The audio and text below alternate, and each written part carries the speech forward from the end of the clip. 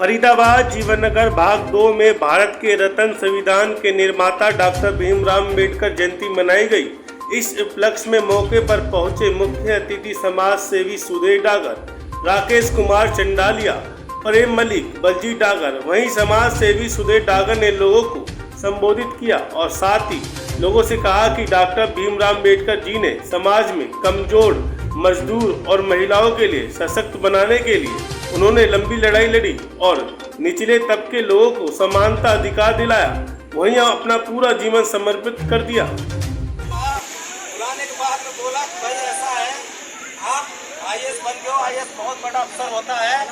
आप ये जो लाल बत्ती की जो गाड़ी मिली है आपके लिए, इस लाल बत्ती की गाड़ी को आप जहाँ से भी, कॉलोनी से, गांव से, घर से, जहाँ से भी हो, आप एक बार उस बस्ती में जरूर जाना। और वो बस्ती में जाने के बाद में जो माताएं बहनें वो जो देखेंगी, कोई कपड़ा धो रही है, कोई बर्तन मार रही है, जो वो देखेंगी कि हमारे यहाँ से बच्चा जब आईएएस बन सकता है तो हम क्यों ना अपने बच्चों को पढ़ाएं। इसी के साथ मैं अपनी बात को खत्म करता हूँ। जय भीम, जय भारत।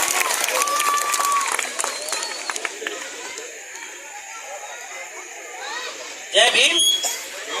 नवाबुद्धा है हमारे बीच में सुधीर डागर जी आए हैं और दो चार बातें रखेंगे, हम समूह करते हैं।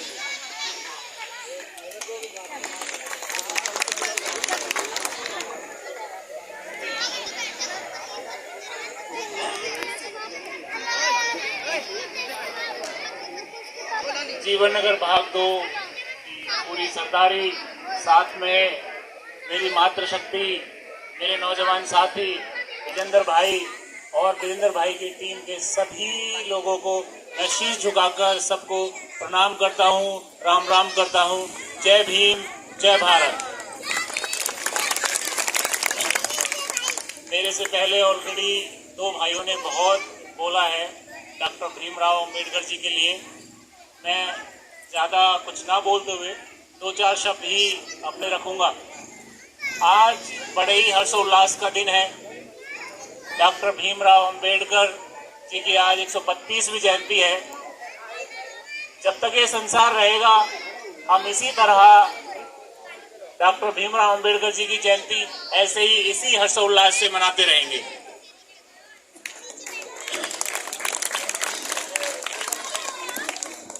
अभी भाई बोल रहे थे, उससे पहले भी बोल रहे थे, जो ये महान पुरुष हैं ये सदियों में एक बार ही पैदा होते हैं।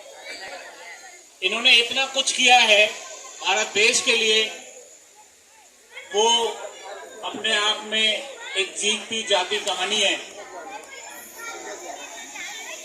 अगर हम बात करें कॉन्स्टिट्यूशन की, संविधान की, एक ऐसे व्यक्ति जिन्होंने टोटल 2 साल 11 महीने और कुछ दिनों में संविधान की जो रचना की है वो अपने आप में एक बहुत बड़ी बात थी, जिसके लिए पूरा देश, पूरा भारत देश उनका कायल था।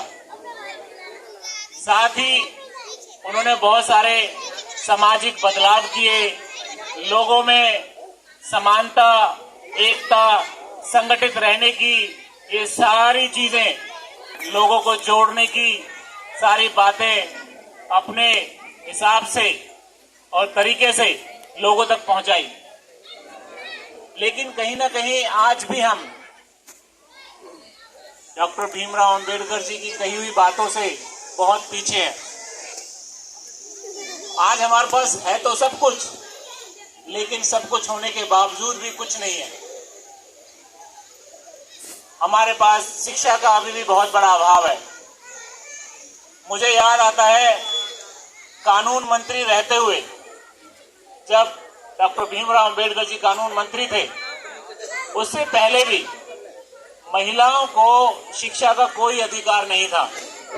वो एक ऐसे अकेले व्यक्ति थे जिन्होंने कानून मंत्री रहते हुए उस रिफॉर्म को अपने रहते हुए लेके आए कि हर महिला को समान शिक्षा का अधिकार होना चाहिए। लेकिन मैं बहुत बारी जाता हूँ, जगह जगह देख पाता हूँ कि कहीं ना कहीं अभी भी बहुत कमी है। हम अपने बच्चों को अभी भी अच्छी शिक्षा नहीं दे पाते, बच्चियों को पीछे छोड़ देते हैं, बच्चों को, बेटों को आगे पढ़ने के लिए भेज देते हैं, लेकिन बच्चियों को पीछे छोड़ देते हैं। मैं आप सभी से हाथ जोड़कर ये विनती करूंगा, आप अपनी बच्चियों को जरूर पढ़ने भेजें। शिक्षा का अभाव है, शिक्षा भी अब हमारे यहाँ अलग अलग तरीके की दी जाने लगी है, लेकिन अगर उसमें आप बदलाव लेना चाहते हो तो सबसे पहला कदम वो आपका होगा। अगर एक शिक्षा चाहते हो, एक संविधान एक शिक्षा, लेकिन ऐसा है नहीं, संविधान एक है लेकिन शिक्षा अलग अलग है। वक्त दूर है लेकिन ये बदलेगा जरूर, शिक्षा भी एक होगी। तो आप सभी से मेरी एक ही अपील है, पहली और आखिरी, हर एक बच्चे को शिक्षा जरूर दिलवाओ। उनसे शिक्षा का जो अभाव है, जो भाव है, उसे मत छीनो, बच्चों को जरूर शिक्षा दिलवाओ। आप सभी का बहुत बहुत धन्यवाद, बहुत बहुत धन्यवाद। जय भीम, जय भारत।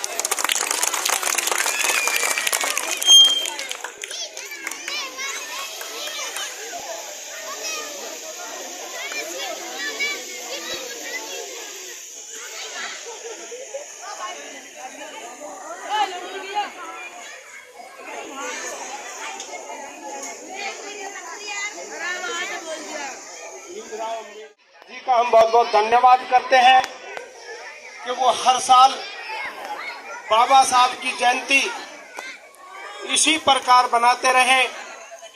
आज जो हमें देखने को मिला इस भारतवर्ष के अंदर, एक बहुत बड़े बदलाव का रूप देखने को मिला। जो बाबा साहब ने एक बड़े संघर्ष के बाद जो यात्रा शुरू करी थी, आज भारतवर्ष के अंदर उसका बदलाव देखने को मिला। साथियों, आज हम देख रहे हैं जगह जगह हर वर्ग के अंदर बाबा साहब की जयंतियां मनाई जा रही हैं। साथियों, आज हर वर्ग के अंदर जागरूकता है। आज हर आदमी ये जानता है कि हमारे बाबा साहब ने हर वर्ग के लिए एक समानता जो बनाई थी, आज हर आदमी उस चीज को समझ चुका है।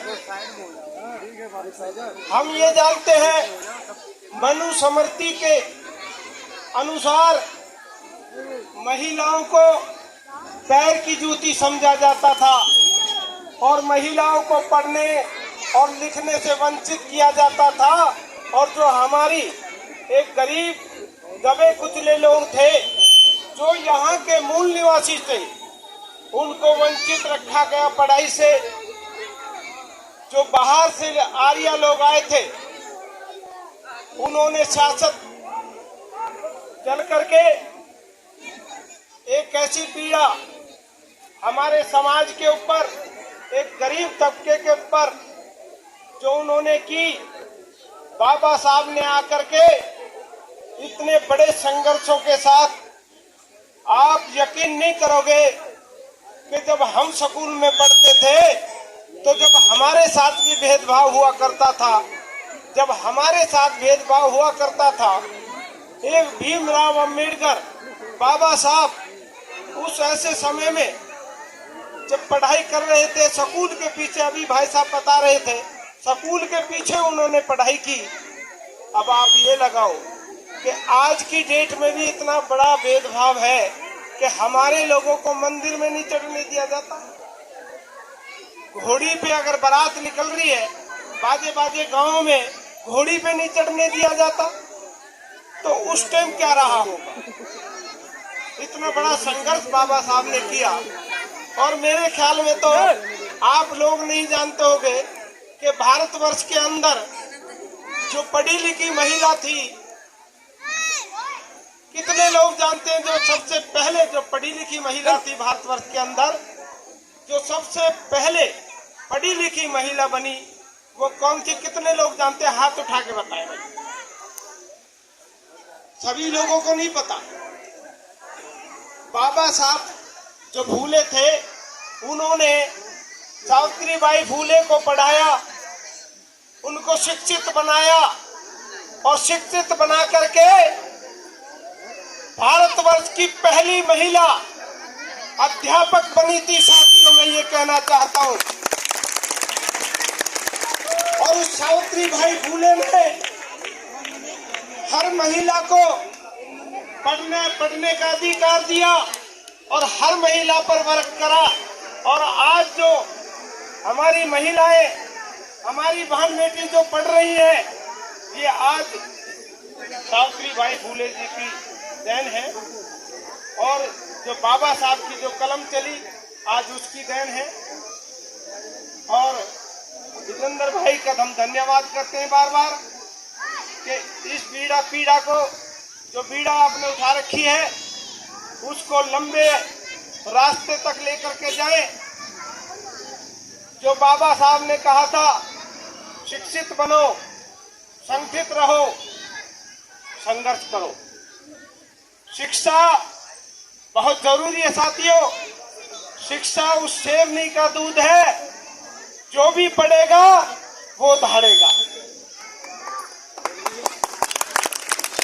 जिस दिन आप शिक्षा की तरफ अपना पेट काट करके अपने बच्चों को पढ़ा लोगे, उस दिन देश की तकदीर बदल दोगे, मैं कहना चाहता हूं। और अभी विजेंद्र भाई साहब कह रहे थे कि हमें कूड़ा डालने में बहुत परेशानी होती है और यहाँ कूड़े की गाड़ी नहीं कोई भी आती। मैं वैसे नगर निगम से प्रधान हूँ, राकेश चिंडालिया नाम है मेरा। मैं आपको वादा करके जा रहा हूँ कि आपके यहाँ कूड़े की गली इस गली में आएगी। मैं आपसे वादा करके जा रहा हूँ। और धन्यवाद विजेंद्र भाई साहब का।